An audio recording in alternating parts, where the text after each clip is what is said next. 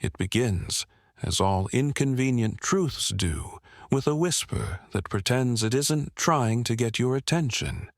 A whisper sliding across the back of your mind like incense smoke avoiding responsibility, or like a prayer said only because someone else is listening. And the whisper says, soft, slow, almost embarrassed, there are heresies older than memory, and some of them nearly one. Not that the official scribes would tell you. Of course not. Scribes are allergic to anything that threatens the neat shelves of their archives. They cough whenever a forbidden idea floats by, an ironic kind of spiritual asthma. But the truth, if we can call the fragile, trembling thing by such an ambitious name, is that the history of faith is not a straight line toward enlightenment, but a poorly lit corridor where everyone kept walking into the same furniture for centuries and insisting it was divine design. Tonight, in the hush between the ticking of your weary thoughts, I will tell you about the forgotten heresies, the ones that almost toppled temples, confused prophets, annoyed saints, and made angels request early retirement. But before we descend into that candle-lit labyrinth of belief and delightful human confusion, let me give you the first riddle, the one that opens the entire coffin of spiritual contradiction. Why is it that every religion promises clarity, yet all revelations arrive at the hour you are most sleep-deprived? Truly, a cosmic marketing strategy could not be more ironic. Maybe that is why you are here, listening in the dark, half curious, half exhausted, hoping for a story that will lull you into peace while simultaneously poking your soul with a philosophical stick. And so, in your honor, yes, you with the warm breath, the blinking eyelids, and that secret hope that the universe is slightly better organized than your laundry, I'll tell this tale slowly, like a monk sweeping dust from a marble floor, knowing well that the dust will return, uninvited and undefeated. Because faith is dust, doubt is dust, and heresy, heresy is just the dust no one wants to claim. Let us linger just a moment on this quiet irony. Every religion fears heresy more than sin. Sin can be forgiven, preferably after a generous donation or a well-timed confession. But heresy? Heresy is the embarrassment of the divine report card. It's the note at the bottom. Humanity misunderstood the assignment. Again. Now, my friend, before you settle in pretending this is just background noise, before you tell yourself you're not the kind of person who listens to stories about theological disasters at 2 a.m, do the holy thing, like the video, and subscribe. Only if you feel called by the algorithmic divine, of course. After all, nothing says spiritual commitment like inviting a faceless narrator to join your digital life. Good. Now the candle is lit, the room is thin with shadows, and your pulse has slowed into that dreamlike rhythm where memories feel like borrowed furniture. Let us begin. The story does not open with thunder or prophecy or a celestial being handing out pamphlets in the sky. No, it begins with something far more suspicious. A silence. A silence so heavy it felt deliberate. It stretched across the ancient world like a sermon that forgot its own point. At that time, according to the unreliable chroniclers, who wrote their scrolls with the confidence of people who never doubted anything except their own handwriting, the faiths of the world were already trembling under their own weight. Priests were overworked. Saints were underpaid. Prophets were seeing signs everywhere, clouds shaped like commandments, rivers shaped like parables, crumbs shaped like obscure metaphors. And the people? The people carried faith the way one carries a fragile family heirloom, lovingly, anxiously, and entirely unsure if it's worth as much as everyone claims. Into this world of incense and confusion, the heresies emerged, not as rebellions, but as questions, soft questions, harmless questions, the kind of questions that sound innocent until someone in authority hears them and immediately faints. But I'm getting ahead of myself. This first part is only the threshold, the soft knock at the monastery door before the long night begins. So let me lean closer, yes, closer, and offer you the image that will linger in your mind long after your eyes grow heavy. Picture an abandoned chapel at the edge of a forgotten desert. The walls are crumbling, the stones warm with the memory of extinct prayers. Inside, a single candle burns, its flame trembling as if it knows too much about the human condition. Beside it lies a book made of brittle parchment and unreasonable ambition. A book that no cleric ever admitted to writing. A book containing doctrines too poetic to be practical, too logical to be accepted, and too honest to be forgiven. This book, according to rumor, listed every heresy that almost triumphed, and the margins were filled with sarcastic comments written by someone who clearly had strong opinions and too much free time. What happened to that book? Burned, perhaps. Lost, likely, but ideas are like smoke. They slip through keyholes, settle in robes, cling to memories. You can burn the paper, but you cannot burn the question. And tonight, in this strange stillness, I will tell you of one such question. The first, the most dangerous. The one whispered by a wandering monk whose name has been erased by every tradition, except the one we're telling now. He asked, if the divine made us in its image, why do we insist on giving it ours? A heresy. A beautiful, inconvenient heresy.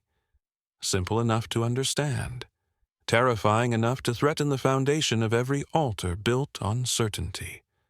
Priests argued, prophets glared, mystics sighed. Novices pretended not to hear. And the divine, if it was listening, remained silent, which, of course, only confirmed everyone's biases. And so began the dance between faith and irony, between the sacred and the absurd, between the mortal desire for truth and the universe's suspicious talent for ambiguity. You, lying there in the soft dark, may wonder, why tell this story now? Why disturb the night with half-forgotten philosophies and spiritual mischief? Because this is the hour when the mind softens, when the soul cracks open slightly, when the questions that daylight shoves aside rise like shadows stretching their limbs. And because, whether you believe it or not, heresy has always been the secret companion of every true believer, humming quietly in the corner like a tune no one wants to admit they love. Tonight I invite you, gently, ironically, to follow the thread of those forbidden questions, not to agree, not to disagree, but simply to wander, because wandering is the most ancient form of prayer. And now, my friend, with the first candle burned low and the shadows learning your name, we step toward the true story, the one of a man, a monastery, and the heresy that nearly threw the world into a spiritual identity crisis. But that is for the next part. For now, breathe. Listen. And let the dust settle around you like half-forgotten scripture. If you listen closely, closer than comfort allows, you can almost hear the monastery breathing. Not in the human sense, of course.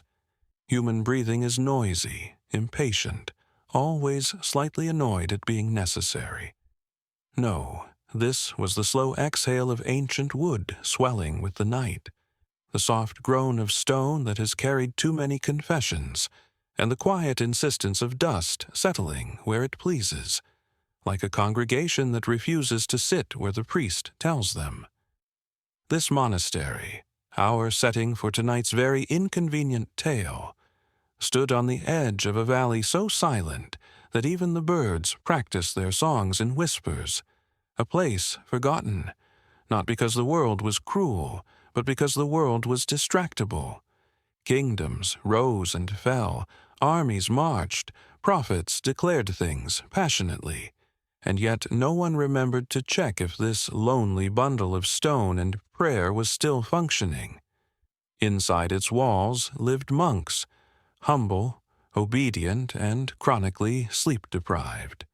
They prayed, they copied texts, they swept the cloisters, and they argued quietly about whose turn it was to refill the holy water, which evaporated faster than their enthusiasm. Among these monks was the one whose story you have unknowingly been waiting for. A man named Brother Orelin, a name so gentle and poetic that he was immediately suspected of being trouble. Orelin had the misfortune of being born with a face that always looked like it had just heard a disappointing theological explanation. Not sad, not angry, just vaguely unimpressed by the cosmic arrangement. He was neither young nor old, caught in that ageless monastic limbo where time is measured not in years, but in candles burned down and pages copied crookedly. His robes were always slightly wrinkled, as if they rejected the idea of spiritual neatness on principle. Aurelin's routine, like most sacred routines, was perfectly structured and completely absurd. He woke before dawn, not because he enjoyed the discipline, but because the monastery rooster crowed with such dramatic self-importance that sleeping through it felt like a personal insult. So, Orelin rose, washed his face with water cold enough to cause minor epiphanies, and shuffled toward the chapel with the kind of determination one usually reserves for climbing out of philosophical holes. The chapel smelled of wax, old wood, unresolved prayers, and the faint scent of Brother Haroun's incense obsession. Haroun was convinced that burning 3 sticks instead of 2 increased divine attention by 17%. No one questioned the number. Monks are polite that way. Orelin would kneel, close his eyes, and begin his morning prayer, a discipline he performed with admirable consistency and absolutely no enthusiasm. He prayed mostly out of habit, like someone who continues watering a plant they're not sure exists. Sometimes he whispered his prayers. Sometimes he mouthed them silently. Sometimes he pretended to pray while mentally reorganizing the monastery's pantry. Contradiction was not a flaw for Orelin.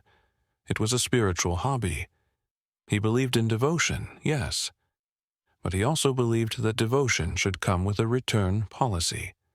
He believed in sacred silence, but used it mostly to avoid conversations.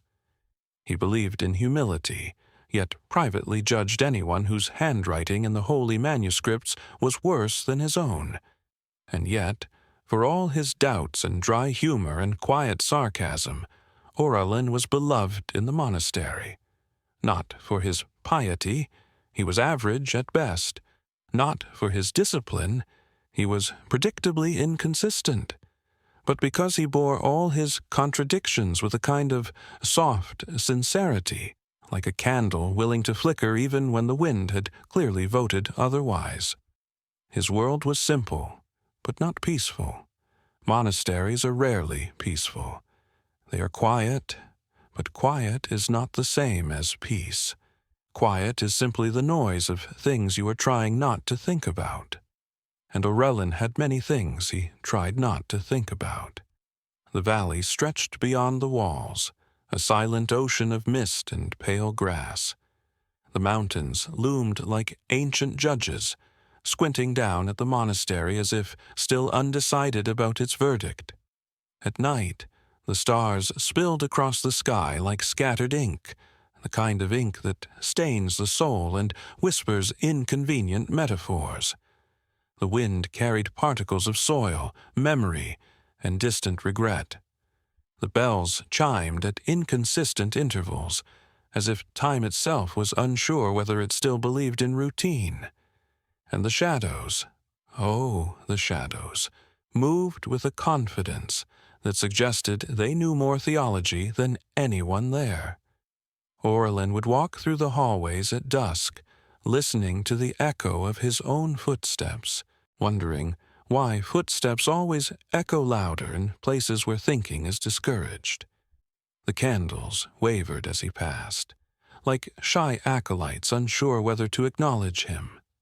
Despite being surrounded by prayer, ritual, and centuries of accumulated faith, Orlin carried within him a quiet, persistent question. Is belief supposed to feel like this? Like a robe that is warm, yes, but also slightly too tight at the collar. He didn't tell anyone, of course. Doubt in the monastery was like wine. Everyone consumed it occasionally, but no one admitted it openly. Orlin's world was a world of contradictions wrapped in tradition, tradition wrapped in silence, silence wrapped in dust. Everything smelled faintly of old decisions. Every morning he swept the courtyard, pushing leaves that refused to obey the laws of order. Every afternoon he copied manuscripts, growing increasingly suspicious that the scribes who came before him had enjoyed inserting unnecessary metaphors. Every evening he prayed again, this time more quietly, as if hoping the divine had lowered its expectations by sundown.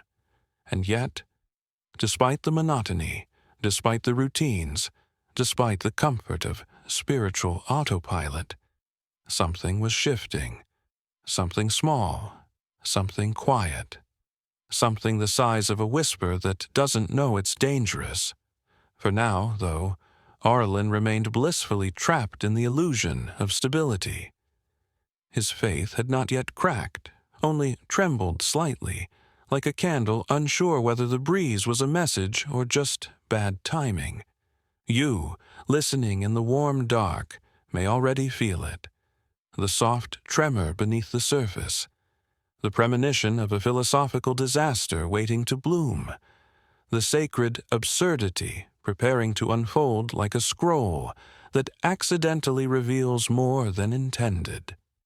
Because Orlin, with all his contradictions and half-hearted prayers, was about to meet the first shadow of the forgotten heresies. He just didn't know it yet. Before Orlin's faith cracked, before it even trembled, there was a time when he believed with the serene confidence of someone who had not yet asked himself any dangerous questions. Orlin's faith in those early years was not fiery. He never burned with zeal. He never shouted prayers loud enough to frighten pigeons. He never claimed visions or miracles or divine promotions. No, his belief was gentler, softer, like a candle that flickered politely even when no one was watching. He believed in the divine, the way people believe in the existence of the postal service, with trust, but also with a faint suspicion that letters occasionally vanish in mysterious circumstances. To be fair, Orlin's faith was inherited, not chosen. He came from a tiny village at the edge of nowhere, a village so quiet that even the gossip went stale. His parents had prayed devoutly, not out of passion, but because everyone else did. Faith was the communal hobby, like weaving baskets or pretending to understand the local prophecy. As a child, Orlin prayed because it was expected, because it was peaceful, and because he liked the smell of candles more than he liked talking to people. He loved ritual, the choreography of it, the rhythm, the gentle repetition that scrubbed the mind clean. The divine, to him, was a great silence behind everything, a silence that felt comforting, like a thick blanket placed over the noise of mortal existence. Orlin's earliest memories of the sacred were soft, blurred at the edges, shimmering with nostalgia he did not earn. He remembered kneeling beside his grandmother as she prayed, Her hands clasped so tightly, they resembled two stubborn ideas refusing to compromise. She prayed with absolute devotion, so absolute that Aurélien once asked her what would happen if she stopped. She smiled with the peaceful terror of someone who had never considered the possibility, and whispered, "The sky might notice." That sentence haunted him for years. Not the sky noticing, no, that part was almost charming. What haunted him was the implication that the divine was watching the same way elderly neighbors watch windows, alert, slightly curious, and strangely invested in the smallest changes. In the monastery, before doubt seeped into the cracks of his soul, Aurélien clung to a faith that felt symmetrical. He believed prayers worked, though he never asked for anything ambitious. Aurélien was the kind of believer who prayed not for miracles, but for things like good weather for the monastery herbs, or fewer spiders in the script room, or for Brother Haroun to stop singing during dawn chores. His faith was humble, domesticated, like a pet belief trained to sit quietly in the corner.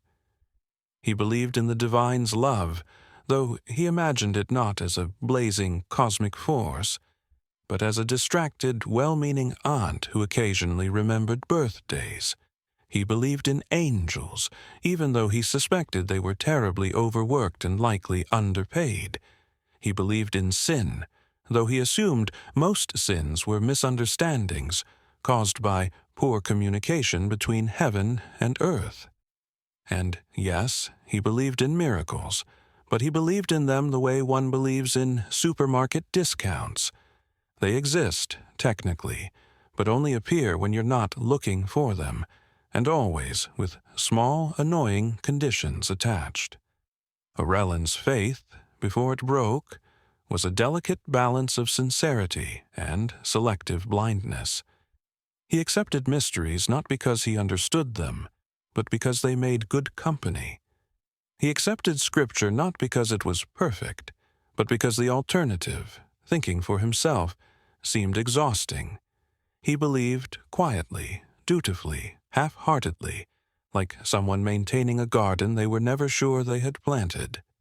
He loved the divine, but only in the way a person loves the moon, from a distance, with admiration, and with absolutely no desire to be directly involved. And for many years, that was enough. Faith wrapped around him like a soft cloak, not quite warm enough to be comforting, but comfortable enough that he didn't bother taking it off. He didn't question the rituals, he performed them. He didn't analyze the teachings, he repeated them. He didn't challenge the contradictions. He politely ignored them like a good monk with good manners. If someone had asked him then whether he believed with all his heart, Aurélien would have smiled, shrugged, and said something diplomatic like, "I believe as much as one needs to," which is the very definition of lukewarm devotion, warm enough to avoid suspicion, but cool enough to avoid effort. He had a gentle fondness for certainty. Certainty was convenient. Certainty didn't ask questions back. Certainty didn't make you wake up at night and stare at the ceiling wondering whether the universe was a grand design or an accidental error in divine accounting. Aurélien had no idea that this serene, ambiguous, almost poetic faith was fragile. He didn't know that the smallest tremor could crack it, that a whisper could shatter it, that a single impossible thought could unravel the tapestry he'd worn for decades. Before it broke, his faith was like a stained glass window, beautiful, brittle, and entirely dependent on no one throwing stones. He walked the monastery halls with quiet confidence, believing the divine saw him, approved of him, well, mostly, and had no immediate plans to send him any existential paperwork. He felt safe, sheltered, spiritually insured. And as every theologian with insomnia eventually learns, The universe loves nothing more than to test the durability of a comfortable belief. For now, though, Orellin prayed dutifully, copying manuscripts with a devotion that was 40% spiritual and 60% fear of smudging ink. He lit candles with reverence, even though he occasionally wondered whether the divine appreciated the gesture or simply enjoyed good lighting. He believed without examining belief. He trusted without verifying trust. He prayed without expecting answers, because answers in his experience were notoriously unreliable. Orellin's faith, in those golden, pre-doubt years, was a gentle lullaby. Soft, predictable, pleasantly vague. He believed in the divine in the same way you believe that tomorrow morning you will remember where you put your keys. Confident, hopeful, utterly unprepared for disappointment. If only he had known. If only he had sensed how easily the smallest seed of doubt could bloom into a full-grown heresy. But that part comes later, when the shadows tighten their grip. For now, let us close the candle around this moment, this tranquil illusion of certainty, this peaceful ignorance before the storm. Because Orellin's faith was about to be tested not by sin, nor temptation, nor tragedy, but by a question so small, so subtle, so inconvenient that only the universe could have designed it. It happened, as most spiritual disasters do, on an ordinary afternoon, one of those afternoons so uneventful that even the dust motes looked bored drifting through the chapel light. Orellin had just finished copying a particularly convoluted passage from an ancient commentary, and that confidently explained the divine nature, while simultaneously contradicting itself every 4 lines. He stared at the manuscript with the weary affection of someone who admires literature, but is deeply suspicious of authors. His quill hovered over the parchment, dripping ink like a slow philosophical leak. The chapel was quiet, too quiet. Even the candles seemed to be holding their breath as if expecting a miracle, or at least a minor accident. Orellin sighed, closed the manuscript, and did what monks do when they have nothing left to give the universe. He stretched and pretended this counted as meditation. And it was then, precisely in that sacred moment when distraction masquerades as devotion, that he noticed something strange. A whisper, not a voice. Voices were dramatic. Voices required divine licenses and usually arrived with unwanted responsibility. No, this was a whisper, soft, hesitant like a thought that had accidentally wandered into the wrong skull. It slid through Orellin's mind with the delicacy of incense smoke and the shamelessness of a theological contradiction. "What if," the whisper said, "you've misunderstood everything?" Orellin froze. Not because the idea scared him. He had misunderstood many things in his life, including fasting schedules and Brother Haroun's cryptic instructions, but because the whisper felt personal. It felt aimed, targeted, as if the universe, in a moment of questionable judgment, had singled him out for a cosmic prank. Orellin blinked, glanced around the empty chapel, and whispered back, "No, surely not." Because answering your own intrusive thoughts is the first sign of spiritual trouble. But the whisper lingered, curling around the corners of his mind, gentle yet insistent, like a cat demanding philosophical attention. What if the prayers you say are not the prayers that are heard? What if belief is not obedience but imagination? What if truth is less like a law and more like a rumor? Orellin sat down abruptly, nearly extinguishing a candle with the gust of his confusion. He had been trained for many things: silence, humility, avoiding conflict by pretending not to notice it. But he had not been trained for internal theological ambushes. He tried to blame it on lack of sleep. Sleep deprivation, after all, was a reliable source of spiritual hallucinations. Monks used it often, sometimes intentionally. He tried to blame it on hunger. He had skipped lunch because Brother Haroun's bean soup had the consistency of wet parchment. He even tried to blame it on the manuscript he had copied, which contained enough contradictory metaphors to induce mild existential nausea. But none of these excuses worked. The whisper was not a hunger pang or a sleep-deprived hallucination. It felt like something older, something subtle, something with a sense of humor that made the divine seem suspiciously human. Orlin rubbed his face, stood up, walked in a small, anxious circle, and muttered, "No, not today. I don't have the energy for doubt today. Maybe next week." He said it with the air of someone scheduling an inconvenient appointment. But doubt does not wait for convenient appointments. Doubt has terrible manners. As he walked out of the chapel, trying very hard to think about mundane things, laundry, candle inventory, Brother Haroun's questionable hair, Orlin found himself interrupted again. This time, not by a whisper inside his mind, but by Brother Simeon. Orlin nearly collided with him in the hallway. Simeon was ancient, not in years, but in presence. He had the kind of wrinkles that looked like they contained parables, and the kind of eyes that suggested he had read too many metaphysical footnotes. Simeon looked at Orlin, squinted as if scanning his soul, and said, "You look as though you've seen a question." Orlin swallowed. "Pardon? A question," Simeon repeated. "Far more dangerous than answers. Answers merely limit you. Questions, well, they ruin you." Orlin stared at him, deeply uncomfortable with this level of unsolicited accuracy.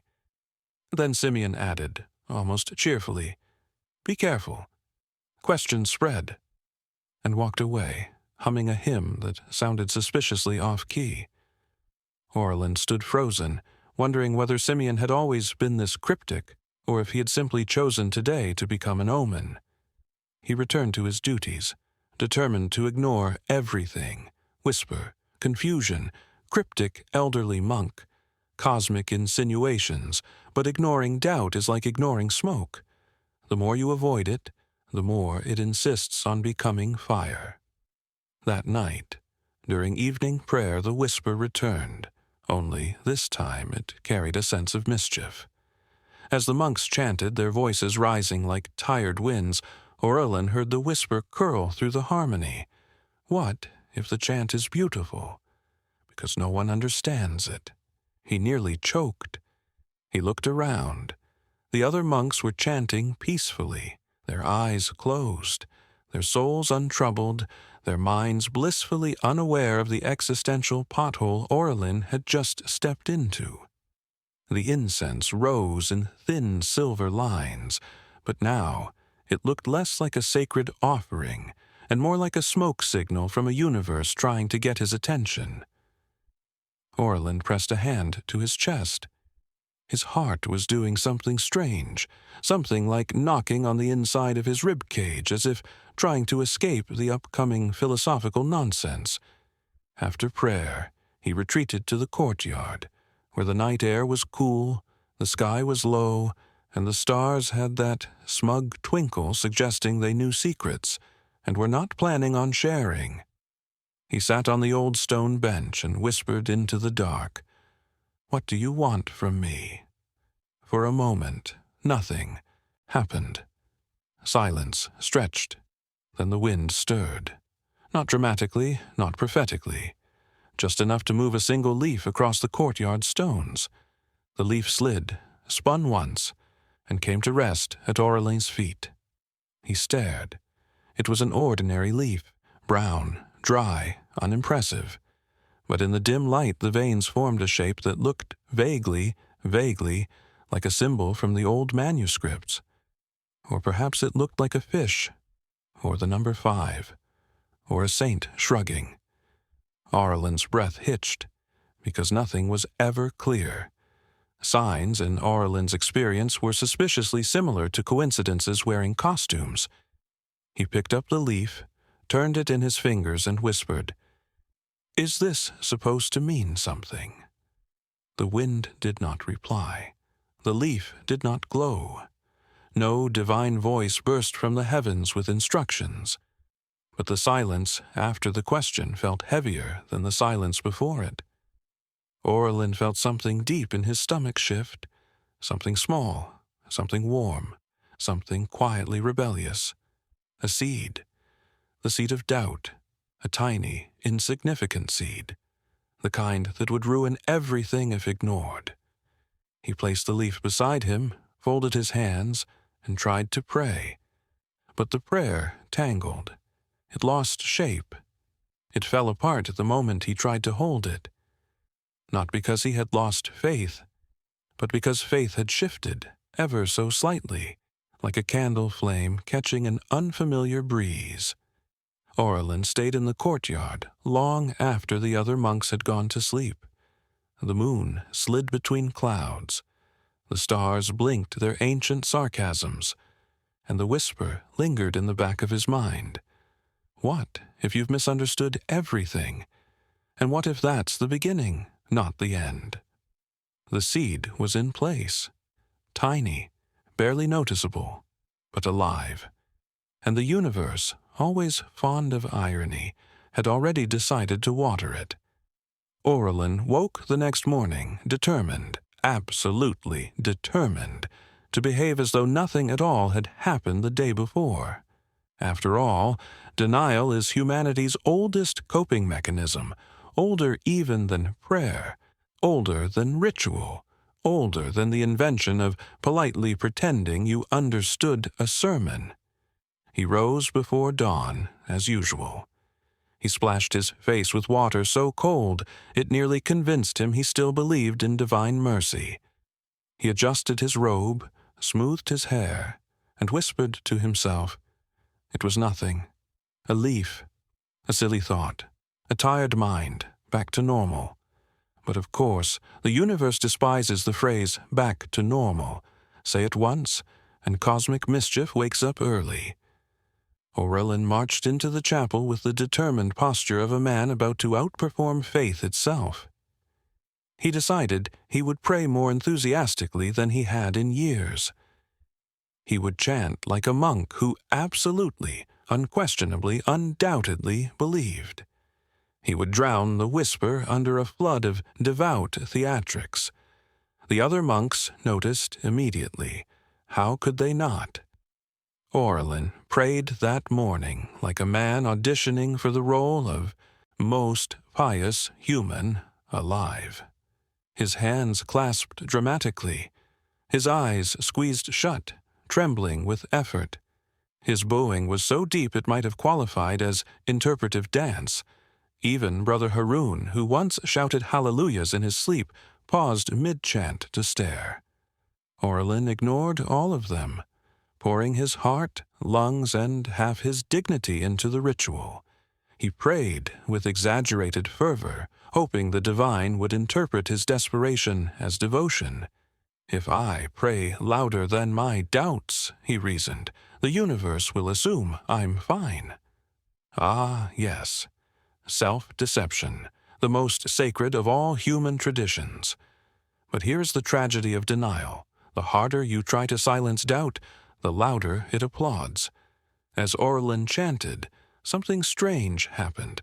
Not a miracle, not a vision, just an uncomfortable realization. He didn't recognize the sound of his own voice. It was too loud, too eager, too theatrical, like a pilgrim trying to impress a statue. He tried to lower his voice, calm his breath, find the quiet center he had relied on all his life. But the quiet center had apparently taken the morning off. His words stumbled. His tone cracked. His confidence dissolved like incense smoke at the slightest breeze. Once the ritual ended, Orlin quickly excused himself, claiming he needed to refill the holy water basin. This was a lie. The basin was already full. He just needed an escape route, another sacred tradition. Outside, in the early morning courtyard, Aurelin took a deep breath and whispered, "I am fine. I am devoted. I am absolutely not questioning the fabric of my faith. Everything is normal." The universe responded in its usual passive-aggressive manner. A single bird landed on the courtyard wall, tilted its head, and let out a chirp so judgmental it could have belonged to a choir director. Aurelin glared at the bird. The bird continued to stare. It was unclear whether the bird was real or part of his growing paranoia. He returned to his duties with artificial confidence. He copied manuscripts with exaggerated diligence, forming each letter as if trying to impress the alphabet. He swept the cloisters with the enthusiasm of a man attempting to sweep away existential questions. He volunteered for tasks he usually avoided, such as cleaning the reliquary cabinet and organizing the herb jars alphabetically. The other monks watched him with polite confusion. Brother Simeon, the cryptic elder, passed him in the hallway, narrowed his eyes, and muttered, "Ah, stage 2. Aurelin pretended not to hear. He had neither the courage nor the emotional stability to ask what stage 2 was. By midday, Aurelin's efforts had reached levels of devotion considered suspicious by anyone who understood human psychology. He bowed at every doorway. He blessed every meal twice. He crossed himself so often his arm grew tired. During the noon prayer, he decided he would outshine even the candles. He whispered, he chanted, he breathed deeply. He repeated every sacred phrase with such zeal that even the divine would have felt pressured to take notes. But enthusiasm, when forced, cracks, and Aurelin cracked halfway through a hymn. His voice hit a note so off-key that the neighboring monk winced visibly. The hymn faltered. The chant stumbled. Aurelin flushed red, spiritually, emotionally, musically. Humiliation washed over him thick as molten wax. He whispered, "Forgive me," under his breath, though he didn't know to whom he was speaking anymore. The divine? The monks? The hymn? Perhaps himself. After prayer, Aurelin retreated once again, this time to the scriptorium, where he could hide between shelves of manuscripts like a guilty idea. He opened a fresh scroll, held the quill, and told himself, "I will write." Writing is grounding. Writing makes sense. Writing does not ask questions. This was naive. Words are the most judgmental things in existence. They reveal more than they hide. They refuse to cooperate when you're lying, to others or to yourself. Aurelin dipped the quill in ink. The tremble in his hand betrayed him. He inhaled deeply and wrote the first line. Faith is. Such a simple beginning, such a common phrase, and then nothing. The sentence ended there, dangling, incomplete, accusing him of hypocrisy. Aurelin stared at the two words as the ink dried into a tiny dark wound on the parchment. Faith is what? Is always. Is enough. Is complicated. Is pretending. Is silence. Is something he was desperately trying not to reconsider? His breath grew shallow. The quill wobbled. He tried again. Faith is the anchor. But he couldn't continue, because he no longer knew whether the anchor held him steady or kept him from exploring deeper waters. He scratched the phrase out so quickly that the parchment tore. He whispered, "No, not today," like someone rejecting an unwanted prophecy. This was getting dangerous. The more he tried to drown the doubt, the more buoyant it became, floating back to the surface with smug inevitability. He needed stronger denial. Aurelin decided the answer was simple. He would become the most devout monk the monastery had ever seen. He would pray longer, fast harder, chant louder, smile piously at everyone, impress the divine through sheer spiritual athleticism. So he did. He fasted that evening, not out of humility, but out of stubbornness. He stayed up late polishing the candlesticks until they reflected his stressed expression. He recited psalms at a speed that suggested a mild panic attack. When the other monks prepared for sleep, Aurelin declared he would remain in the chapel to seek deeper communion. This was code for, I am spiritually spiraling, but still pretending I'm fine. He sat before the altar, alone, surrounded by shadows that stretched like curious thoughts. He whispered prayers, too many, too fast, too desperate. He begged, subtly, politely, for reassurance. He tried to rekindle the old warmth of faith, the soft certainty he once wore so comfortably. But the more he prayed, the more he felt the silence pressing back. Not cruelly, not coldly, just indifferently. Divine bureaucracy, perhaps. The heavens processing too many requests. Aurelin imagined his prayers sitting in some celestial queue. Ticket Nikar 2481A. Reassure this monk that he is not losing his mind. Estimated wait time. He laughed softly at the thought, then immediately clasped his hands in panic, as if laughter during prayer was a punishable offense. But it was too late. Aurelin felt it, the unmistakable truth behind all denial. The harder you pretend nothing is wrong, the more wrong everything becomes. He knelt until his knees ached. He chanted until his throat was raw.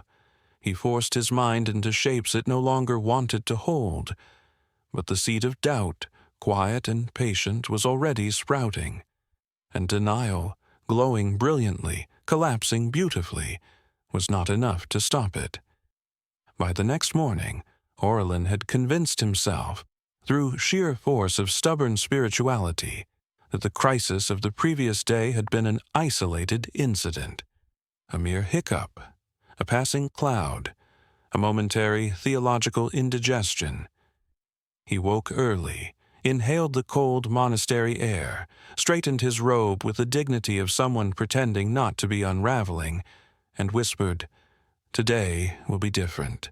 Today the universe will make sense again." The universe, upon hearing this, naturally chose violence. The first sign came during breakfast, an event not typically associated with divine intervention. The monks ate in silence, sipping weak broth and nibbling on bread so dense it could have been used as defensive weaponry. Aurelin stared at his bowl, determined to appear serene. But serenity is difficult when the beans in your bowl arrange themselves into what looks suspiciously like a symbol from an apocryphal manuscript. Aurelin blinked, leaned forward, squinted. The pattern shifted. Was it a sacred sigil? A warning? An omen? No. Upon closer inspection, it looked like a face. Not a divine face. Not a demonic face. Just a face. Maybe a saint or a monk or the baker. Aurelin whispered to himself, coincidence. Beans do not convey cosmic meaning. But the resemblance was uncanny, almost intentional. And why did the beans seem to be frowning at him? He nudged the bowl away and tried to pretend nothing had happened. After all, one cannot lose spiritual equilibrium over legumes. But the universe, dedicated to its craft, provided a second sign before Aurelin even left the dining hall. Brother Harun sneezed. This was not remarkable in itself. Brother Harun was allergic to air.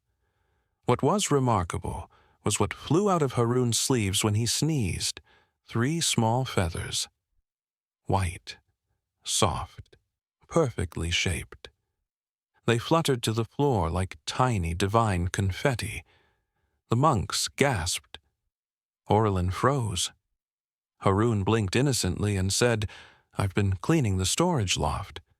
But Aurelin had been in that loft many times. There were no feathers there, only dust, old prayer scrolls, and a mysterious jar labeled "Do Not Open," seriously. He bent to pick up a feather. It glowed faintly in the morning light, too faintly to be supernatural, but too consistently to be normal. Orlin stood slowly, very slowly, and whispered, "No, no, absolutely not. I refuse." He dropped the feather as if it were a theological hazard. But the signs did not stop. As he walked through the cloister garden, he passed the old stone fountain, a relic so ancient that it no longer produced water, only regrets. Today, however, it produced a sound, not a holy sound, not a prophetic sound, a gurgle, soft, odd, wet.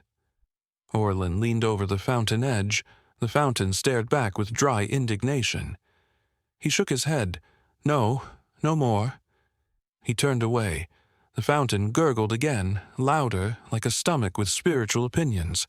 He turned back. Nothing. Just stone. He muttered, "Brilliant, Orlin. Now you're being taunted by architecture." He fled. Gracefully, of course. As gracefully as a man can flee without admitting he is fleeing. But the universe was only getting warmed up. Later that morning, while working in the scriptorium, Orlin reached for an ink jar and knocked it over. Ink spilled across the parchment in a spreading, ominous blot. Dark, shapeless, sinister. He groaned, grabbed a rag, and dabbed at it. But the ink refused to behave. It pooled strangely, as if forming letters. Not real letters, nothing so useful, just the eerie suggestion of letters. Orlin wiped harder. The ink rearranged itself, perhaps into a word, or a warning, or, if you tilted your head, a chicken. He whispered, "Stop, stop it. You are ink. Behave like ink." The ink did not stop. Ink never listens. He closed his eyes, counted to 7. 7 always felt like a convincingly holy number, and opened them again. The ink stain now looked like an eye, a single dark eye, watching him. Orlin inhaled sharply, slammed a book over the stain, and stood up so quickly his chair nearly fell backward. Brother Simeon, seated across the room, raised an eyebrow.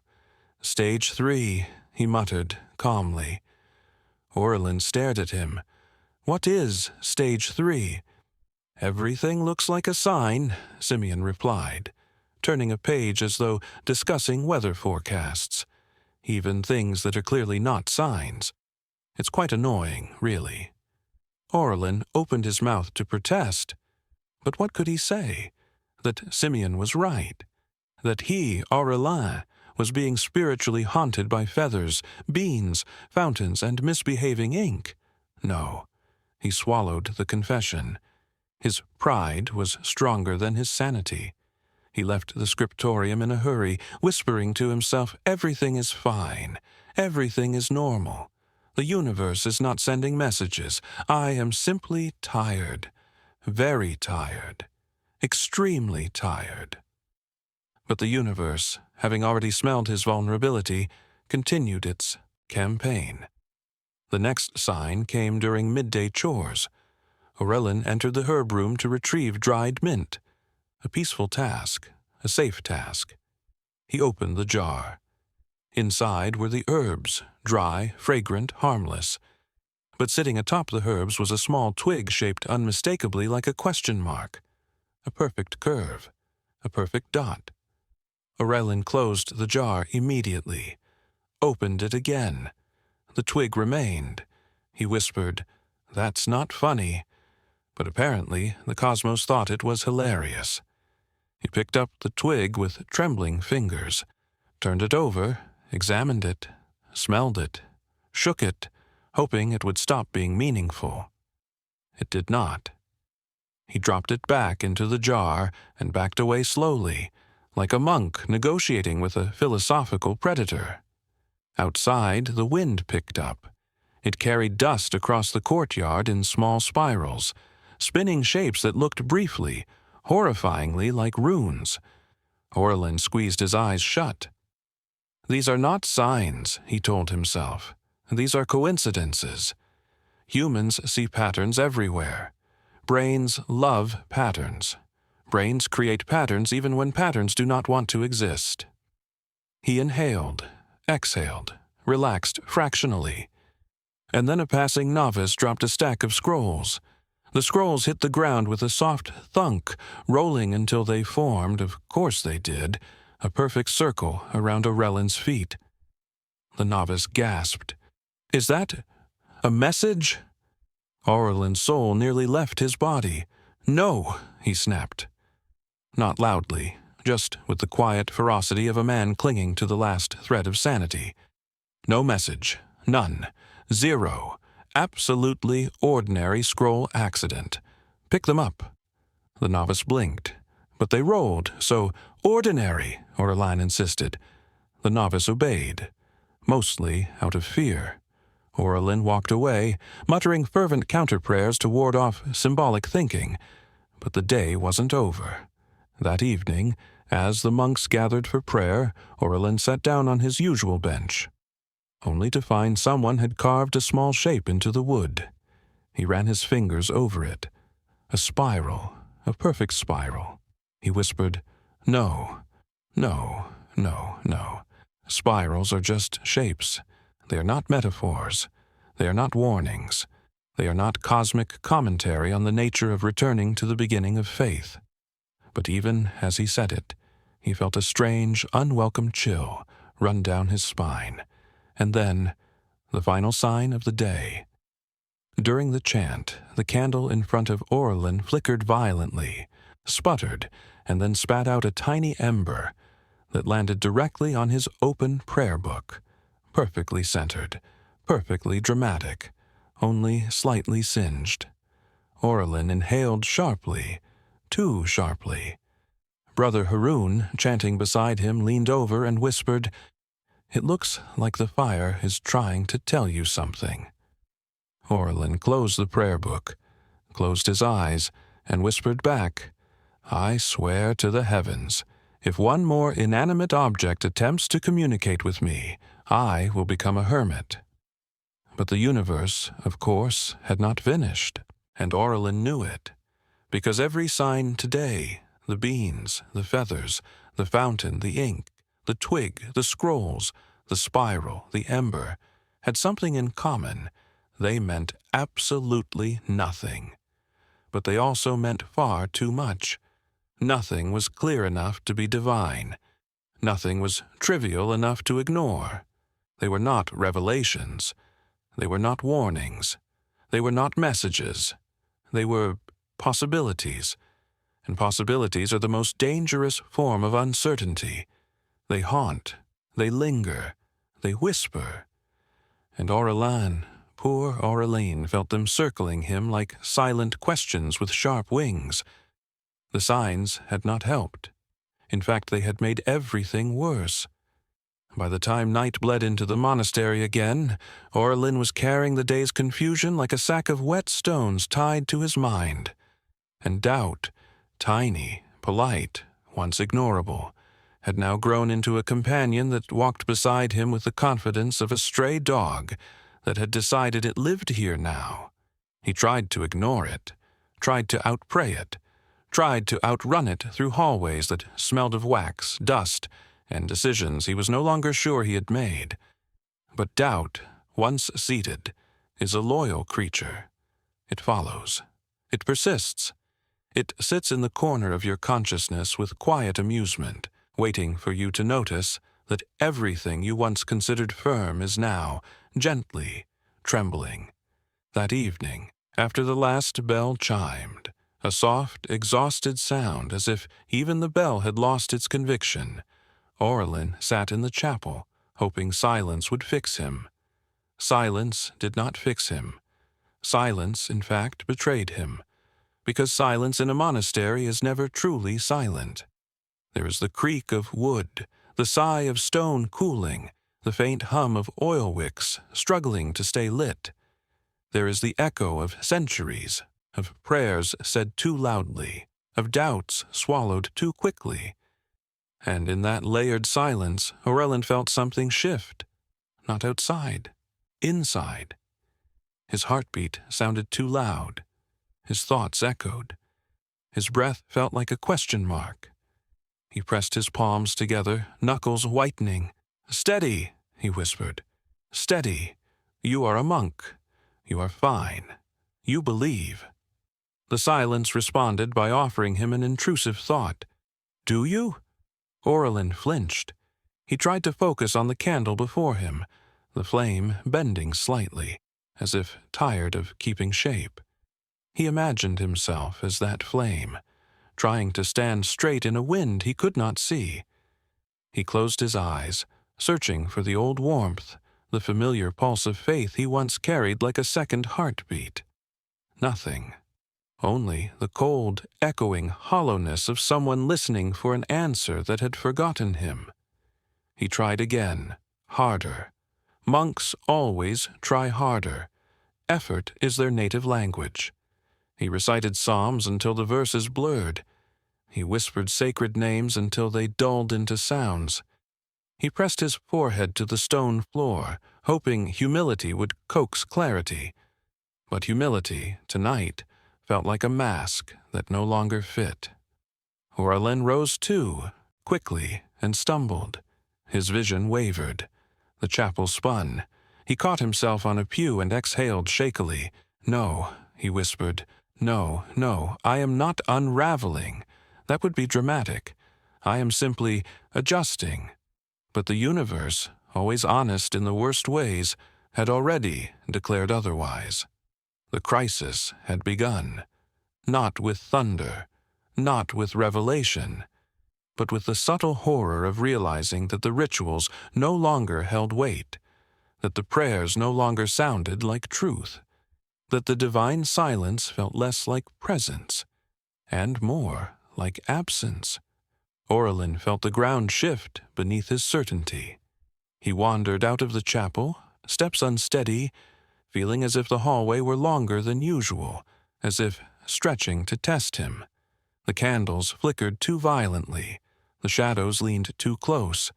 The walls seemed to breathe in sync with his pulse. He pressed a hand to his chest and whispered, "Calm, calm. This is simply exhaustion." He knew it wasn't. He entered the cloister garden, hoping the cold air would soothe him. But the night was too quiet, too still. The sky hung low like a tired prophecy. The moon, pale and watchful, illuminated the courtyard stones in a way that made them look unfamiliar, unsettling, sharper around the edges. Orlin sat on the old bench, the same bench where the leaf had first whispered symbol into his day. He regretted sitting immediately, because the moment he did, the wind stirred, soft at first, then swirling as if gathering itself. Dust lifted from the ground, spiraling gently into the air. Not dramatically, not magically, but with the exact precision needed to trouble the heart. Orlin inhaled sharply. "Not again," he said. "I refuse." The dust swirled anyway. He tightened his fists, as if that would keep his mind from fracturing. "Stop it," he whispered to the air, to the wind, to himself, to the universe. "Stop showing me things that aren't things." The wind paused. Orlin held his breath. Then the wind changed direction, abruptly, unnaturally, and died. Too quickly. Orlin felt his heart drop, because silence, when it arrives too suddenly, is not silence at all. It is omen. He stood up, knees shaking, and hurried inside the monastery walls, which suddenly felt more like the ribs of a beast than a sanctuary. He passed through corridors dimly lit by trembling candlelight. Every flicker felt accusatory. Every shadow felt speculative. His footsteps echoed, soft, then louder, then oddly distant, as if walking behind him rather than beneath him. Orlin walked faster. He did not run. He absolutely did not run. Holy men do not run from their own thoughts. But he came close. He entered the library, thinking books might comfort him. Books always had. Books were orderly, disciplined, obedient. Tonight, however, the shelves felt hostile. Their shadows stretched like elongated fingers, their corners sharpened.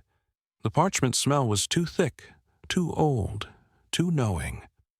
Aurelien sat at a desk, gripping the wood so hard his knuckles whitened. He tried to breathe steadily, tried to focus. And then, on the far wall, a scroll fell. Not all the scrolls, not a stack, just one. A single scroll, unprovoked, unlikely, unnecessary. It hit the floor with a soft sound like a sigh. Aurelien stared. His chest tightened. He whispered, "No more, please, no more." His plea vanished into the stale air. Another scroll fell, then another, not rapidly, not chaotically, but one by one with slow, deliberate rhythm, as if the universe itself were tapping out a message in a language he did not want to learn. Aurelien stood abruptly, nearly knocking over the chair. He stepped back, too quickly, too clumsily. His breath came in shallow bursts. He felt something inside him snap, not break, but snap, like a string pulled too tight. Aurelien whispered, "I can't do this. I can't." The shadows flickered in agreement. He left the library, walking unsteadily, gripping the walls like a man navigating a world he had never seen before. By the time he reached his cell, small, plain, meant for rest, his hands were shaking. He sat on the edge of his bed, head in hands, and whispered the terrifying truth he had never dared to articulate. "I don't know what I believe anymore." The words tasted bitter, raw, rebellious. He wanted to swallow them back down, to deny them, to pretend they were not true. But the silence that followed confirmed them, confirmed everything. His crisis had begun, and there was no turning back. Outside, the wind rose again, not howling, not loud, just aware, and the darkness, always patient, leaned in closer.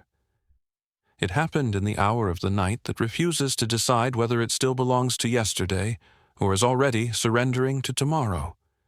The monastery was asleep, deeply, stubbornly asleep. Even the candles had grown tired of burning and leaned into their own shadows. But Aurelien lay awake, not in the peaceful way one lies awake after too much herbal tea or a harmless philosophical thought. No, he lay awake the way a man lies awake when the universe has personally tapped him on the shoulder and said, "We need to talk."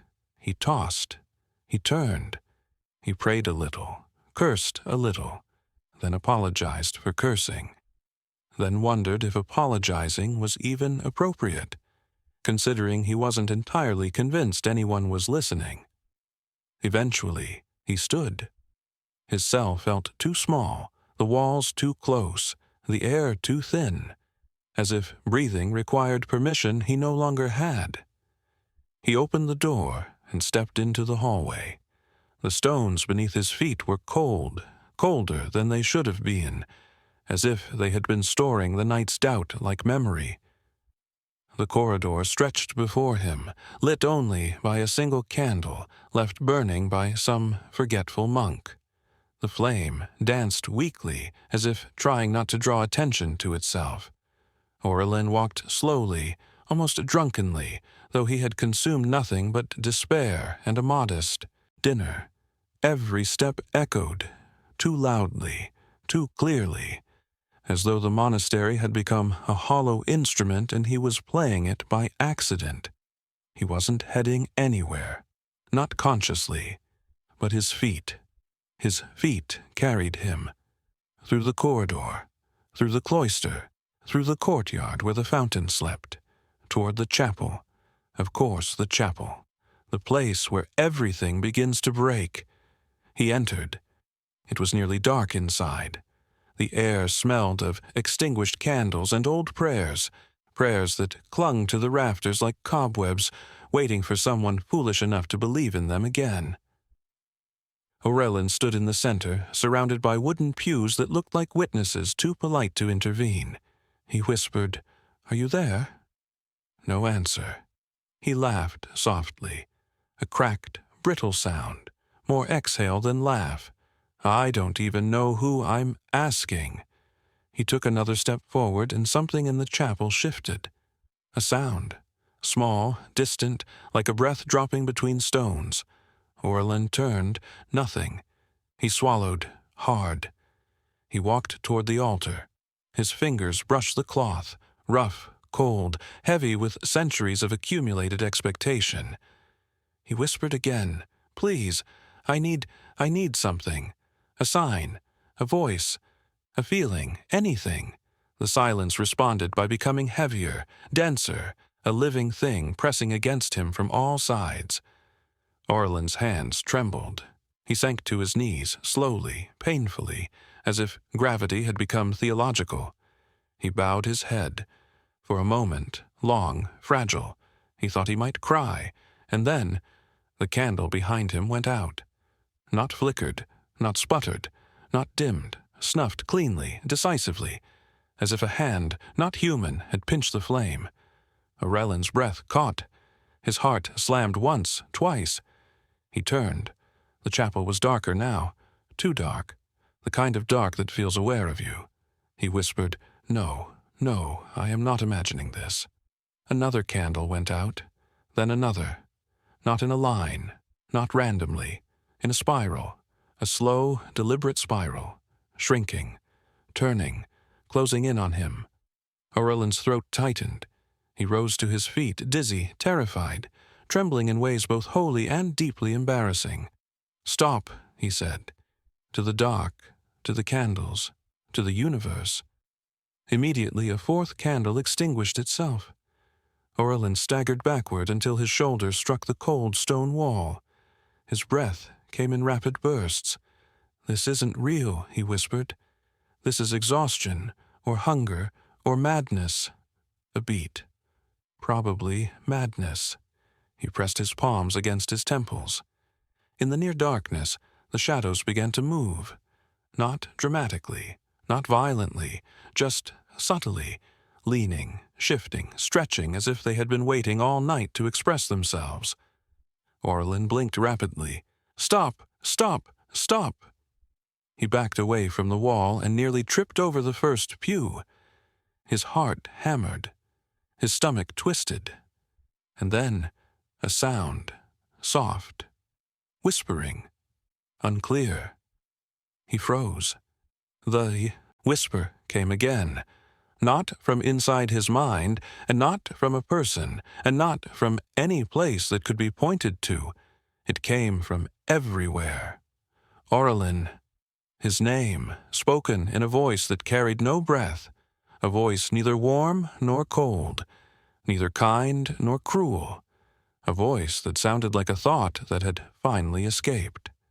Orlin's knees gave out.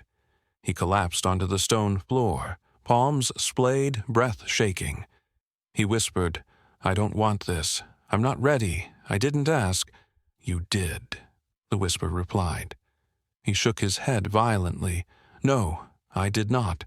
I asked for clarity, not this." The whisper answered with a subtle, impossible echo. "Clarity begins in darkness." Orlin pressed his forehead to the stone floor. His breath fogged the cold surface. He whispered, "Please stop talking." A pause. Long, excruciating. Then the whisper said something that chilled Orlin down to the soul. "You already know." His hands clenched. His entire body trembled.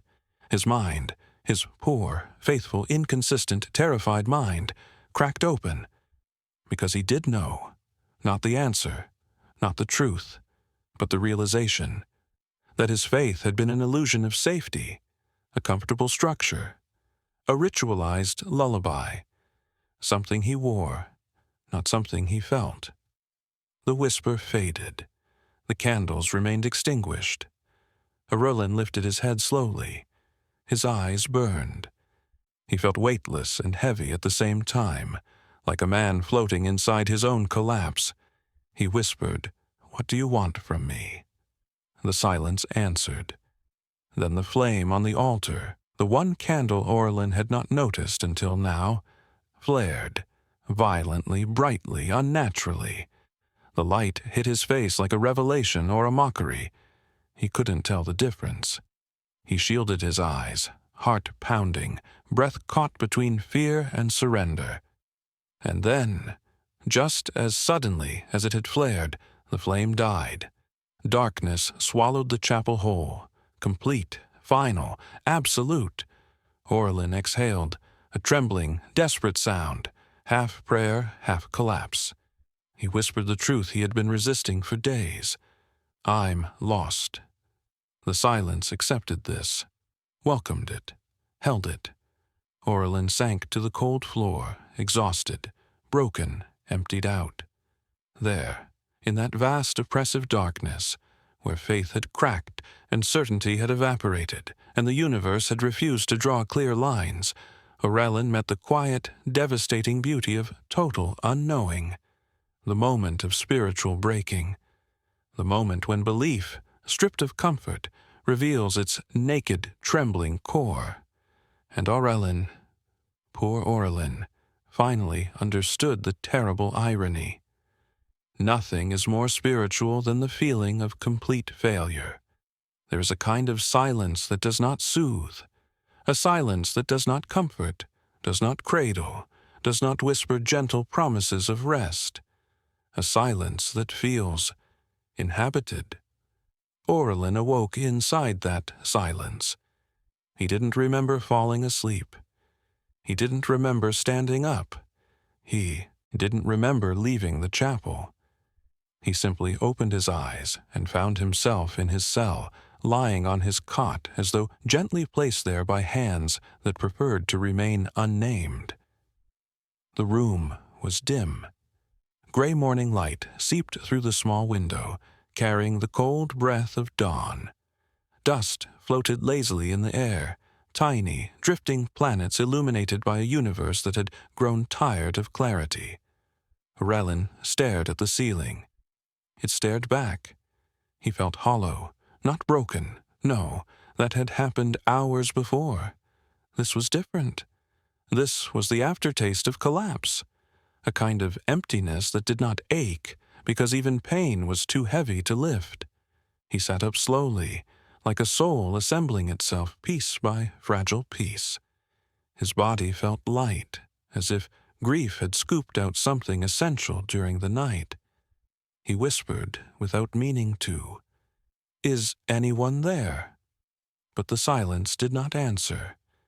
It only deepened, folding around him like a blanket woven from unanswered questions. He stood. His legs held him, though barely. He washed his face. The cold water bit his skin, reminding him he was still made of flesh, still bound to a world that insisted on functioning even when he didn't. He dressed automatically, movements without meaning, a body performing rituals long after the soul has stepped outside for air. When he stepped into the hallway, he expected the monastery to look different, haunted, tilted, cracked by revelation. But it was maddeningly normal. The candles burned low. The stones held their usual indifference. A faint echo of chanting murmured from the distant chapel. Orlin walked toward it. Every footstep sounded too loud, like someone tapping on the walls of his chest. The corridor was cold, not physically, existentially, as though the architecture knew something he didn't. When he reached the chapel doorway, he hesitated. The memory of last night pressed against him like a heavy door. He didn't want to enter. He didn't want to see if the candles had burned themselves out again. He didn't want to meet shadows with opinions. But he entered anyway. That, after all, is the essence of faith, moving forward even when everything inside you begs to run in the opposite direction. The chapel looked peaceful. Too peaceful. The candles burned softly. No unnatural flickering. No extinguished spiral. Just light. Boring, obedient light. The altar cloth was smooth. The pews were orderly. The air smelled of incense and faint morning dust, and the silence, dear heavens, the silence looked innocent, as though it had never once tried to break him. Orlin stepped forward, slow, cautious, like a man approaching the scene of a crime that only he remembers. He reached the center of the chapel, and nothing happened. Absolutely nothing. No voice, no whisper, no dramatic darkening of candles, no disturbing shadow choreography, nothing. Just breath, his own, steady, soft, too loud. He exhaled shakily, leaning against a pew, fingertips tracing the smooth wood. Was it real? He whispered. The silence offered no opinion. Orlin closed his eyes. Last night's voice still lingered in the hollows of his memory, soft, surreal, threaded with the strange certainty of things that defy explanation. Clarity begins in darkness. What kind of clarity? Clarity about what? About himself? About faith? About the universe's questionable sense of humor? He sighed and sat. The wooden bench groaned under him, quiet, sympathetic, and entirely uninterested in theology. Orlin let his palms rest on his knees, his shoulders slumping forward in a posture that suggested defeat, but felt strangely like release. He whispered, "My faith is different now." There was no fear in the sentence, no despair, just observation, spoken like someone noticing the weather had changed. He didn't know if he still believed. He didn't know what he believed. He didn't know if the divine had spoken or if the darkness had manufactured a voice from the cracks in his mind.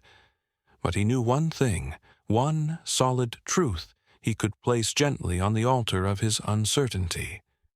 Something inside him had shifted, not broken, shifted. He felt it like a rearranged constellation, familiar stars in unfamiliar patterns. Orlin stood stepping toward the altar. He placed one hand on the cloth, fingers trembling.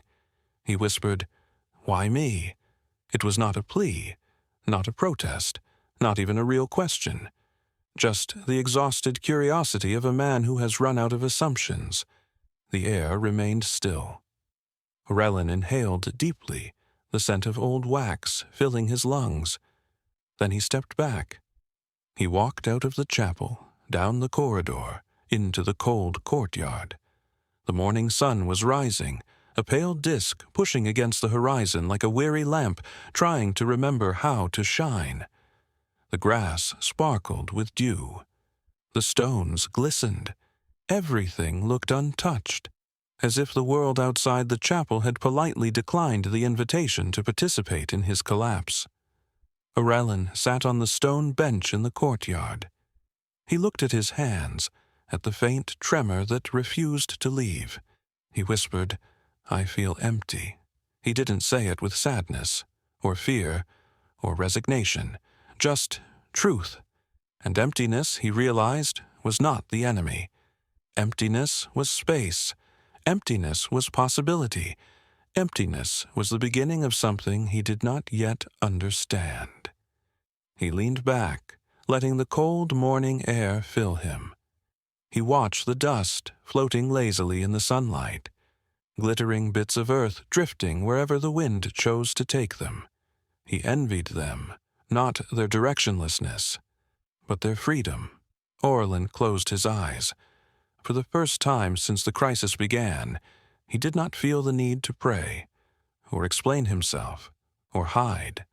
He simply existed, a small, quiet soul in a vast, indifferent morning. And in that fragile, uncertain existence, between breath and silence, between loss and possibility, something softened. Not hope, not faith, just space. And space, in the life of a believer, is the most dangerous and most sacred gift. Orlin did not expect anything that morning. And when a man stops expecting, the universe, always fond of inconvenient timing, leans in to whisper something confusing in his ear. He stood from the stone bench slowly, stretching the stiffness from his shoulders, rubbing sleep from eyes that had forgotten what rest felt like. The monastery was beginning to stir. Distant footsteps, murmured greetings, the faint clatter of wooden bowls preparing for breakfast. Aurelin felt separate from it all. Not above, not below, just slightly askew, as if his soul had been rotated 2 degrees in the night. He walked toward the garden, needing fresh air, needing the illusion of growth even if it was only herbs stubbornly clinging to the last threads of winter. His steps made soft sounds in the gravel, gentle and strangely deliberate, as though the ground wanted to remind him he still had weight. The sky was a dull silver, the kind of color that never commits to weather or meaning. It looked like a blank page, waiting for someone foolish enough to write something bold on it. Aurelin whispered, "Blank is fine." It was the first sentence he'd spoken that morning that didn't feel like a prayer or a question. He kneeled by the rosemary bush, not to pick anything, just to breathe. The scent rose sharp and familiar. Earth, green, memory, something almost like comfort. And that's when he noticed it. A tiny mark on the soil, drawn in the dust. A line, curved, not entirely straight, not entirely accidental. Aurelin leaned closer. It looked like a symbol. But then again, anything looks like a symbol when you've recently battled darkness in a chapel. He brushed the dirt gently with his fingertips, revealing more of the shape. A spiral. Again? Perfect? No. Precise? Not quite. Recognizable? Unfortunately. Aurelin inhaled sharply, his heart stumbling in his chest like a novice carrying too many books. But before panic could flood him, he stopped himself. "No," he whispered. "No, I'm not falling for dust today." He stood abruptly, wiped his hands clean, stepped back from the garden as if distance could undo meaning. But the spiral, or what he thought was a spiral, would not leave his mind. It clung to the edges of thought like a smudge on glass. He closed his eyes. The voice from the chapel flickered in his memory. Not words, not sound, but the sensation of being seen by something he did not understand.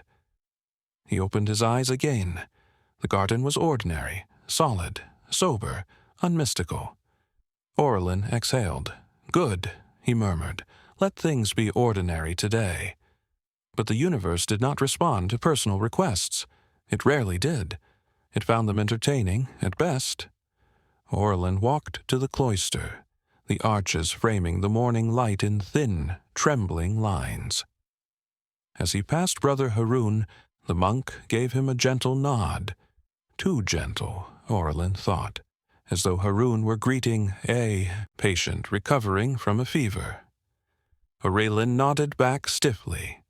Halfway down the corridor, Brother Simeon appeared, dusty, silent, smiling the vague smile of someone who knows something but will not say it. Aurelin braced himself.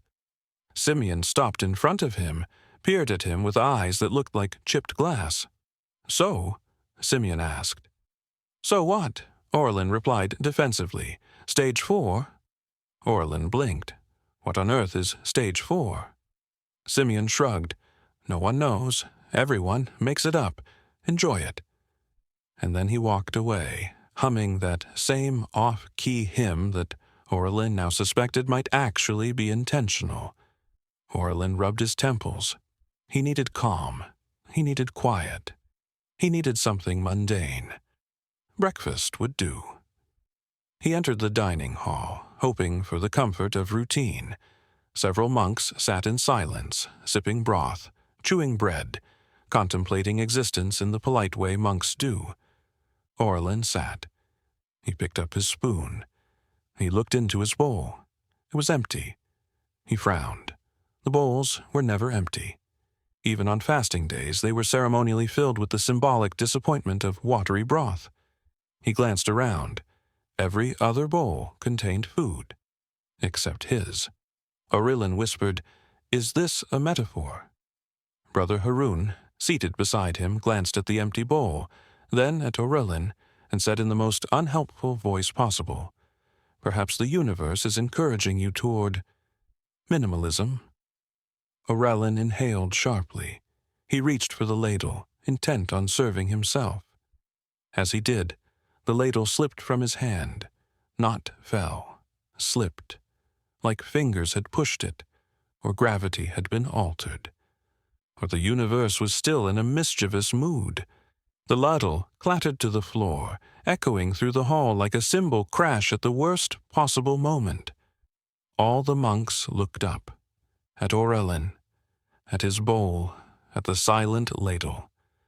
Aurelin stared back, cheeks burning. "I am fine," he announced loudly. Half of the monks looked unconvinced.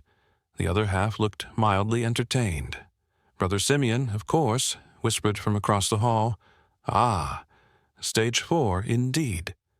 Aurelin stood abruptly and left. He did not want food. He wanted answers, or peace, or certainty, or perhaps a long nap. He walked outside where the air felt heavier than before. The sky had darkened slightly, not enough to promise rain, but enough to suggest the day had grown thoughtful. Aurelin began pacing. His thoughts unraveled and rewove themselves into knots. Everything felt both obvious and impossible, divine and mundane, profound and absurd. That's when he heard it. A sound, very faint, very soft. Almost not a sound at all, but definitely real. Aurelin froze. It was coming from behind him, from the old stone wall near the storage loft. He turned slowly. A shadow moved. Aurelin's heart lurched. He stepped closer. The shadow shifted again. He held his breath, and then a small creature emerged.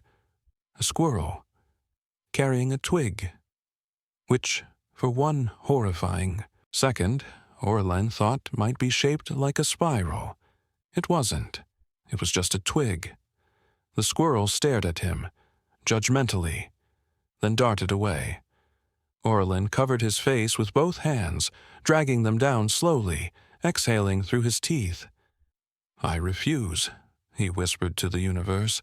"I absolutely refuse to interpret squirrels." He walked back to the courtyard, more exhausted than before. He felt the need, deep, aching, to lie down on the ground, to surrender himself to the cool stone and let it absorb the swirling fog inside his chest. So he did. He lay on his back, eyes open to the vast sky, arms limp beside him. The clouds drifted overhead, white, weightless, utterly uninterested in theology. He felt small, not in a painful way, but in a true way. Something loosened inside him, not faith, not doubt, not comprehension, something softer. He whispered, "If there is meaning, you'll have to meet me halfway." The sky did not respond, but then a breeze, a gentle one, warm, unexpected. It brushed across his face like a hand that wasn't there, not divine, not supernatural, just perfectly timed. Aurelin opened his eyes wider. The breeze carried the scent of rosemary, of soil, of something he could not name, something like the hint of an answer without the burden of clarity, something like an almost revelation, something like a truth that chose to remain a half-truth. Aurelin sat up slowly. He didn't know if that moment meant anything. He didn't know if the breeze was a message. He didn't know if the universe had shifted or if he had. He just knew he felt different, calmer, still fragile, but no longer breaking. A revelation had come. Or perhaps nothing had come, and he had simply breathed differently. Either way, it was enough. Aurelin remained sitting in the courtyard long after the breeze had passed, long after the faint warmth had dissolved back into the cool morning air. The monastery hummed around him with its usual quiet routines, soft footsteps, distant chanting, the clatter of bowls being washed by men who believed dishwashing was just another form of prayer. Life was continuing, indifferent, steady, almost annoyed at the idea of stopping for one monk's spiritual malfunction. Orellin rested his palms on the stone beside him, feeling the world's solidity, its stubborn refusal to acknowledge that anything extraordinary had happened. He envied the stone. It simply was. No questions, no doubts, no chapel-induced metaphysical melodramas. He exhaled slowly and whispered, "What now?" Not to the sky, not to the divine, not even to himself, just to the moment. The air didn't answer. Of course it didn't. Air had better things to do. Still, Orellin stood. He dusted off his robe. He took one cautious step, then another, as though relearning how to move in a world whose meaning had quietly rearranged itself overnight. He walked toward the cloister. The arches cast long shadows that stretched across the floor like dark fingers pointing nowhere in particular. The monastery felt familiar and unfamiliar all at once, like returning to a childhood home, only to discover someone had moved all the furniture just an inch to the left. He passed Brother Haroun, who was sweeping the walkway as if the dust had personally offended him.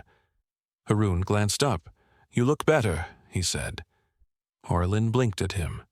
"Do I?" Haroun nodded. "You look lighter." Orellin frowned.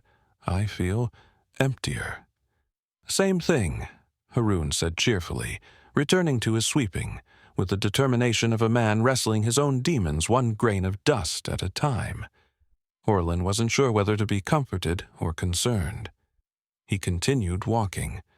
Brother Simeon appeared near the herb shelf holding a sprig of mint like it contained the secrets of creation. He saw Orellin, raised an eyebrow, and said, "Ah, survived stage 4, I see." Orellin sighed. "I still don't know what stage 4 is." "No one does," Simeon replied, smiling with the serenity of someone who finds confusion spiritually satisfying. "That's the beauty." Orellin leaned against a pillar.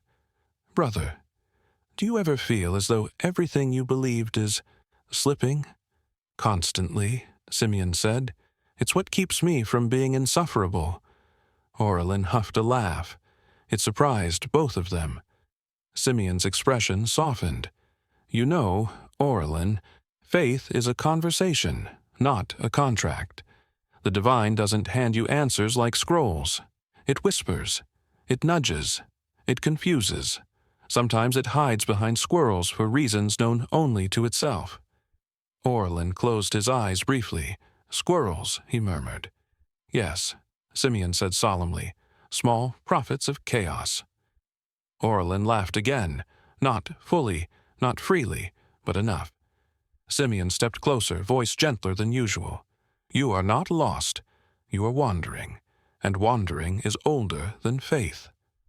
Orellin looked up at him. "Then what do I do now?" "Walk," Simeon said simply. "Observe. Doubt. Pray if you want. Don't if you don't. The divine has survived far worse than your questions." Orellin absorbed this in silence. Simeon patted his shoulder, awkwardly, like a man patting a large, confused dog, and walked away. Orellin remained by the pillar a long while, letting the words settle. There was no clarity. There was no epiphany. But there was, unexpectedly, a sliver of peace. Later that afternoon, Orellin wandered toward the chapel again, not seeking, not fearing, just visiting. The door creaked softly as he entered. The air was still. The candles burned. The shadows behaved themselves. Orellin stepped forward, slow, reverent in that exhausted human way that emerges when one has nothing left to prove. He sat in the second pew, hands resting loosely, breath steady. He didn't pray, not in the usual way. He simply allowed the silence to exist without needing it to speak. And something about that made him feel unexpectedly less alone. not guided, not held, just accompanied, in a distant, ambiguous, possibly imagined way. He whispered, "If you're there, I don't need you to answer. Just don't disappear completely." The silence, as always, gave nothing back. But somehow the nothing felt warmer. Orlin stood and walked to the altar. His fingers brushed the cloth again, this time without trembling. He whispered, "I don't know what comes next." The air remained still. "Maybe that's the point," he said softly. He turned and left the chapel, stepping into the late afternoon glow. The sky was streaked with gold and ash, beautiful, contradictory, quietly mocking the idea that anything in life needed to be one color or another. Aurelin breathed deeply. The wind carried the scent of dust, incense, and something that felt like distant hope. He began walking toward the courtyard, feet moving with a strange confidence he did not yet understand.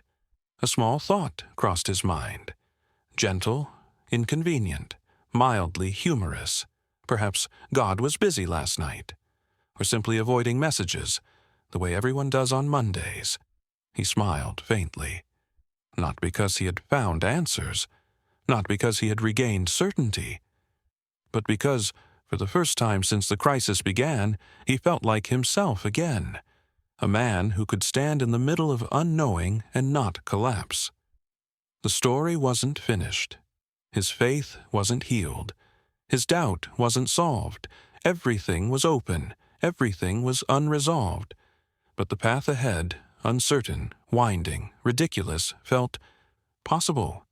And possibility, he realized, was more comforting than certainty had ever been. He stepped into the fading light. The night returned to the monastery with the quiet confidence of something that knows it always will. Darkness slipped politely across the stone floors, draped itself over the arches, settled in the corners where dust liked to gather and gossip. The air chilled, not harshly, but with that soft insistence that reminds every living creature it is very small beneath the weight of the sky. Aurelin stood alone in the courtyard as the last light bled gently out of the world. The torches by the cloister door flickered, humming their fire song. The wind drifted lazily, carrying the faint scent of rosemary, dried ink, old parchment, and a hint of something he could not name, something like possibility, or perhaps just the dust of forgotten prayers. He exhaled. The breath left him in a pale cloud, dissolving into the dark like a thought too shy to finish its own sentence. Aurelin looked up at the sky. The stars glowed faintly, scattered like cracks in a blackened dome, not guiding, not warning, simply existing with the serene indifference that had both comforted and troubled him all his life. He whispered to them, "I don't know if any of this meant anything." The stars predictably did not rearrange themselves into a divine message. Good. Orlin wasn't sure he could handle another revelation, ambiguous or otherwise. He walked toward the old stone bench, the one that had witnessed his doubts, his spirals, his quiet collapse, and his quiet rising. The bench waited with patient resignation. It knew monks always returned to their favorite places of confusion. Aurelin sat. The cold stone pressed against his legs. The night pressed against his skin. He felt both grounded and weightless, as though he had wandered into a state of being that existed somewhere between belief and surrender. He closed his eyes. Silence settled around him, not heavy, not accusing, just there. A companion, a witness, a gentle, empty space where truth did not need to be declared to be real. Aurelin breathed in the silence, feeling it fill the hollow places inside him without trying to mend them. He whispered, "Maybe faith isn't about answers." A pause. A breeze. a rustle of dry leaves shifting with mild annoyance. Maybe it's about walking, even when you don't know where you're going. The breeze agreed, or didn't. It was a breeze. Ambiguity was its native language. Orlin smiled faintly, not a triumphant smile, not an enlightened smile. Just the soft, tired smile of someone who has survived themselves. He opened his eyes. The moon had risen now, a pale, imperfect coin hovering between heaven and earth. It cast its silver light across the courtyard, brushing the stones, the herbs, the walls, the shadows, and Orellin. It made everything look softer, gentler, a little less real and somehow a little more true. He whispered to the moon, "If you're listening, I'm not asking for signs anymore." The moon, in its ancient wisdom, responded by doing absolutely nothing. Orlin laughed under his breath, a small sound, almost a prayer, almost a joke, almost a beginning. He stood slowly, stretching the stiffness from his limbs. The night wind wrapped around him like a thin cloak, cool, weightless, quietly reassuring. As he walked toward the cloister door, he felt something shift inside him. Not a revelation, not a miracle, but a subtle rearrangement of his inner landscape. Less certainty, more honesty, less fear, more openness, a little room for the divine, a little room for doubt, a little room for himself. Just enough space to live. He reached the doorway and paused, glancing back once at the empty courtyard, lit by moonlight, dust shimmering in the air, shadows curled in thoughtful shapes. It looked almost sacred. Or maybe he was just tired. Or maybe sacredness had always been less about truth and more about attention. Orellin whispered, "Whatever happens next, I'll walk toward it." And the night, ancient and amused, folded itself around him as he stepped inside. Behind him, a single candle flickered on its iron sconce, its flame trembling, steadying, trembling again, as though caught between breath and silence. The monastery exhaled with him. Dust settled. Shadows softened. Silence hummed. And somewhere in the great cosmic ledger of human faith and foolishness, a small note was written. Orellin continues. He smiled, and in a final, soft whisper, half prayer, half irony, fully human, he added, "If this story kept you awake a little longer tonight, subscribe to Religious Night Stories, where faith never sleeps, even if you do."